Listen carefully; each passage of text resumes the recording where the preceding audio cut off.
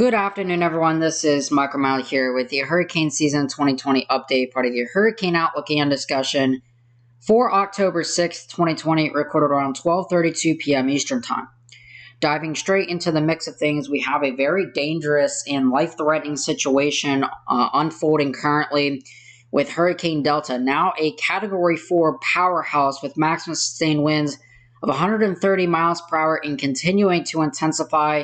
This, in all likelihood, could be a Category 5 by tonight or tomorrow, as this moves generally towards the west-northwest, aimed at the Yucatan Peninsula. This is going to be a very dangerous setup that we're going to be seeing unfolding for the Yucatan Peninsula over the next day or two. Now, what you do notice is that this is a very small, compact tropical cyclone. It's not a very large storm, such as something like Irma or Harvey, etc. This is much smaller. It's maybe somewhat comparable to Wilma back in 2005. And the eye diameter is only about 4 nautical miles. So it's a very small eye, very compact eye. Now, this is good news and bad news. We'll start with what good news we do have is that this keeps a lot of the maximum sustained winds very small and a very small wind radii. Hurricane force winds only extend out about 20 nautical miles.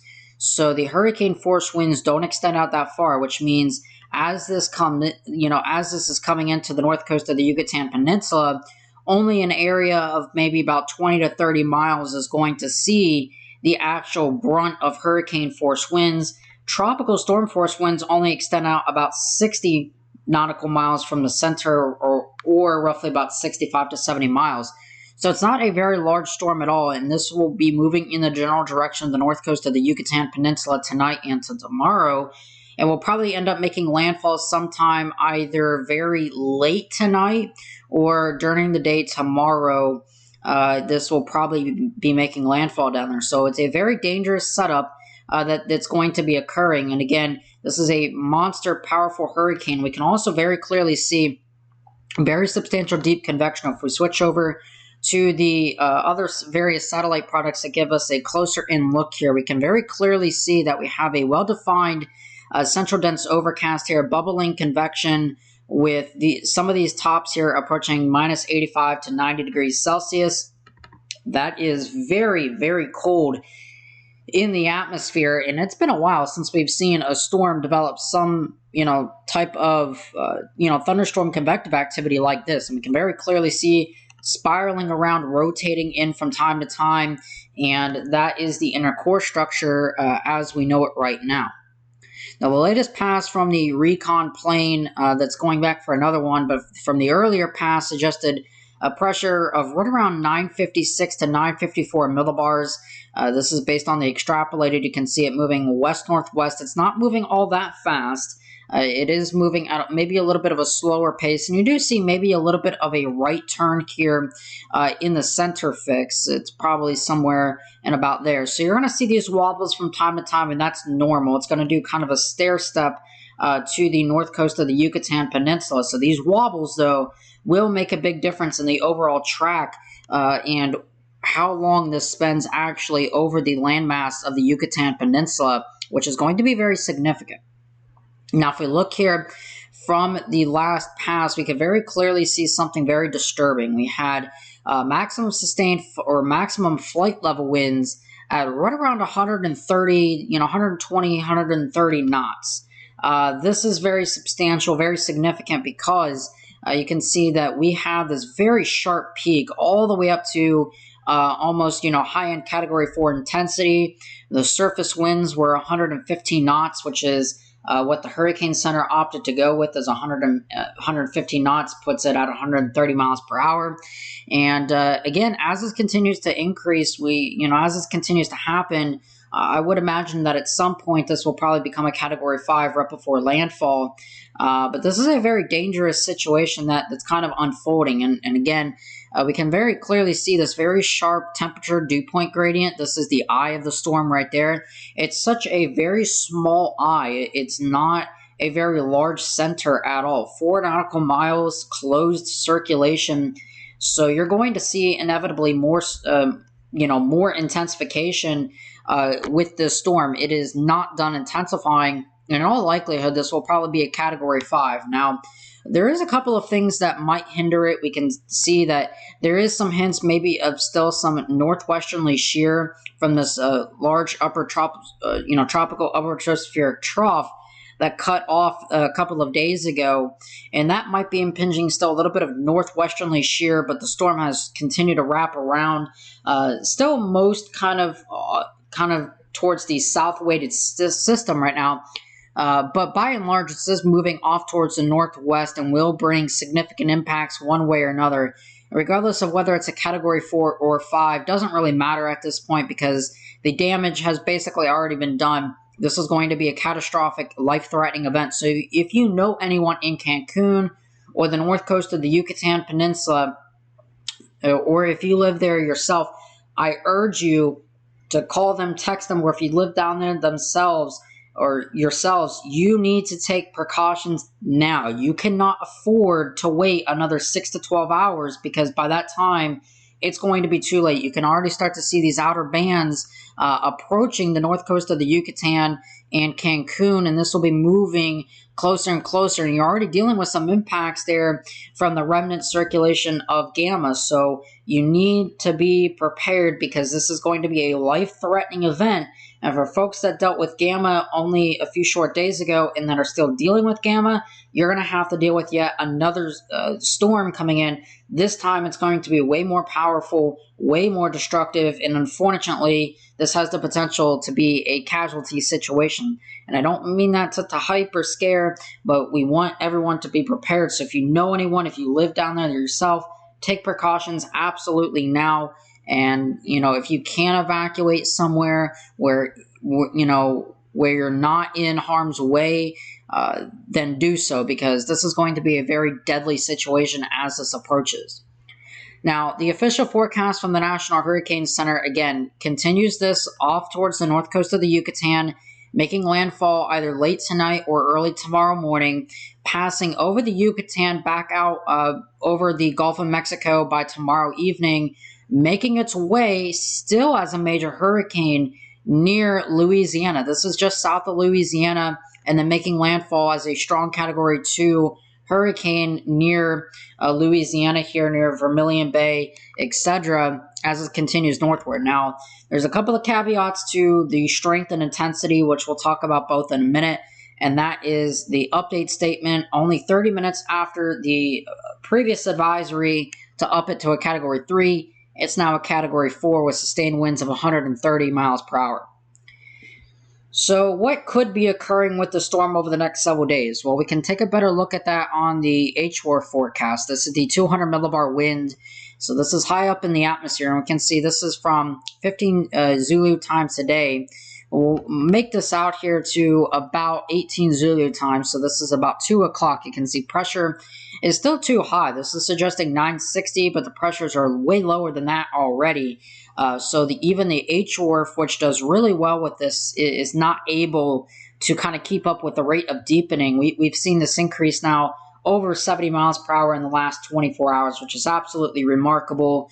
This joins the elite camp of basically Wilma in 2005 and a couple of other notable storms down here in the Caribbean. But we can see kind of the main steering flow right now, this big upper level kind of ridge here, and upper level lows situated to the east of Florida and the Bahamas right now.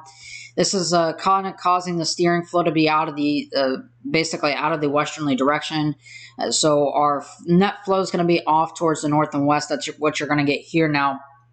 One of the reasons why that this is going to happen is not only is gamma actually influencing the tug of the storm further westward, it's also because a stronger storm, the flow in the atmosphere is mainly due out of the west and northwest. So that's why our storm's getting carried closer towards the Yucatan. We can see very clearly here that the storm really just deepens into the 940s as it approaches, and this is possibly going to be a Category 5. Now, After that point in time, we start to see this big upper level trough that's kind of digging in across here by, within the next about 24 hours or so. Now, this upper level trough is going to try to turn our storm more towards the north. So our storm is going to start to now kind of approach into the Gulf of Mexico, still right now under that west-northwest flow, but we can see what happens still under that anticyclonic flow. Now, it will weaken a little bit because of the land interaction. Now, this is where the wobbles become very important, because if this, manages to kind of wobble a little bit, to the south a little bit during the day today, a little bit more towards the west and south, we might actually see this go over a little bit more of the Yucatan Peninsula and over the landmass there. Now, what that would do, let's say if it made somewhat of a track similar to that and then pops out, is that this is now going to significantly disrupt that inner core structure. And that's going to be important kind of going down the road, because if this can inevitably kind of disrupt that inner core, it's going to take a little bit more time for this to intensify. But this is also going to mean it's going to be a larger hurricane. Either way, it's going to be a hurricane coming back out over water, but it will be weaker by this time. Now, the other realm of possibilities is skirts right very close to it, but doesn't quite make landfall and continues northward. Now, that is also on the range of possibilities, and this would mean obviously a stronger storm in the Gulf of Mexico, but a lot less of that wind damage potential from that very strong inner core, and you're not positioned in the right front quadrant. So there's a realm of possibilities. Then the most likely scenario is that this tracks kind of right over the far northern coast before emerging back into the Gulf. Now, after this time, what we start to see is we do have this trough that's kind of hanging in through here at this time.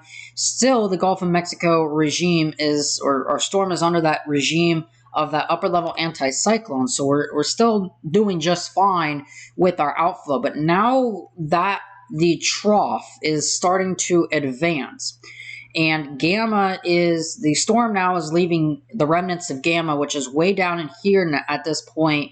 The remnants of Gamma will just kind of fade away, and now the storm is going to start to be released and catch this trough and pull it northward. Now, there's some questions as to, again, where does this end up by the time it gets to near Louisiana? Now, on the H-Wharf solution, this is actually a little bit slower. This is by Thursday.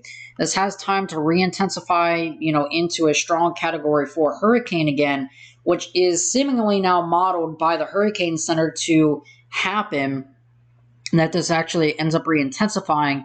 But if this comes in a little bit further south and west tonight into tomorrow, then inevitably that turn is going to be a little bit more off towards the south and west, and then thus, where does it end up?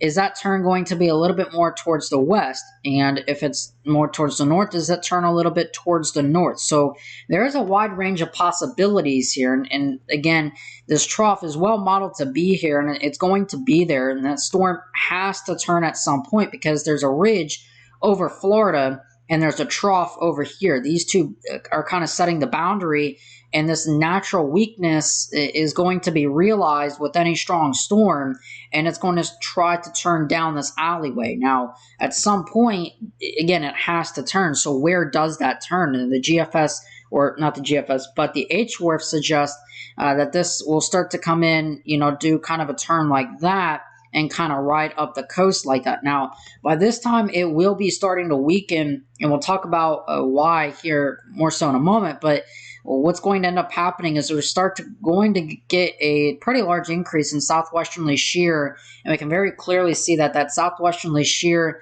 is disrupting the outflow of our storm, and it's much more kind of a mess. We have this displaced upper level anticyclone pushing all of this wind, this wind energy now out of the southwesterly direction, and this now is because of this approaching trough, and it should start to weaken on approach. Now, in the short term, however, this is the upper ocean heat content map.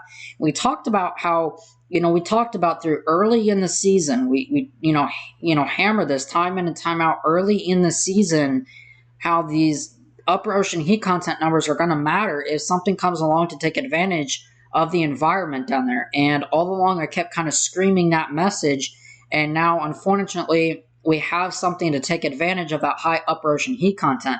And this is why this matters a lot, is because it's sitting in an area all the way up until landfall of literally off the charts upper ocean heat content. So as this kind of moves into this area, it's going to move into a very favorable, still even a more favorable environment all the way up until landfall. So this will likely be intensifying all the way up until landfall in the Yucatan Peninsula.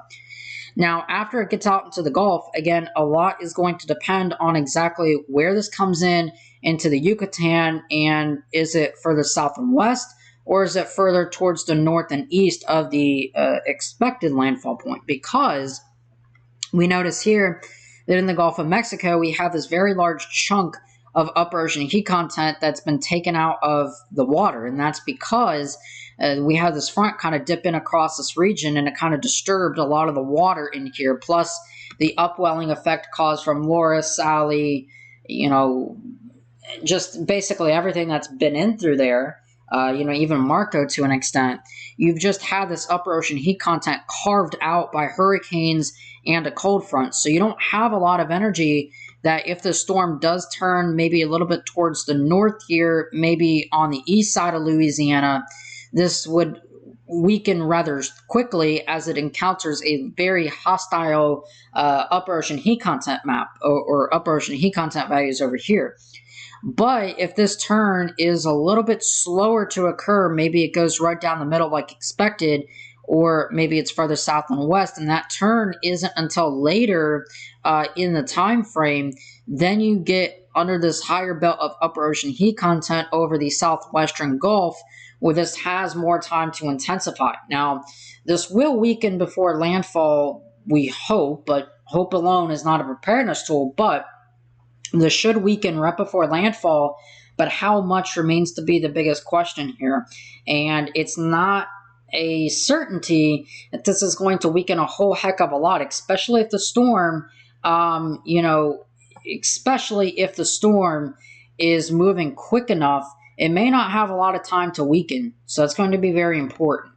Now, the one thing that's also going to help to weaken the storm, this is the 700 to 400 millibar relative humidity, that if we look here again, the storm is in a perfect environment for the next 27 hours or so, and then a near perfect environment, through some of its journey in the Gulf. Now, after that time, though, we can start to see this encroaching dry air mass behind our next front, and that should help to push some of this, with the help of southwesterly shear, this should help to rotate some of this dry air into the inner core, and that is going to be felt and realized, and then our storm inevitably starts to weaken, and we can see that it starts to weaken, but this could still be a very formidable hurricane on approach. So don't take it lightly that this could, potentially, it's weakening, only expected to be a Category 2, whatever.